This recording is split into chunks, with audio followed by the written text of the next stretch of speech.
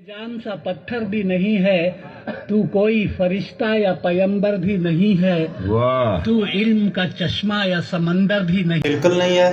یہ آواز کس کی ہے یہ بھی آپ ویڈیو میں دیکھ لیں۔ انڈیا کے ایک شاعر ہیں، ان کی یہ آواز ہے جن کا نام ہے عتیق احمد جاذب۔ یا پیمبر بھی نہیں ہے تو کوئی فرشتہ یا پیمبر بھی نہیں ہے تو علم کا چشمہ یا سمندر بھی نہیں ہے تو علم کا چشمہ یا سمندر بھی نہیں ہے پر رب کی نگاہوں میں تو کمتر بھی نہیں ہے پر رب کی نگاہوں میں تو کمتر بھی نہیں ہے۔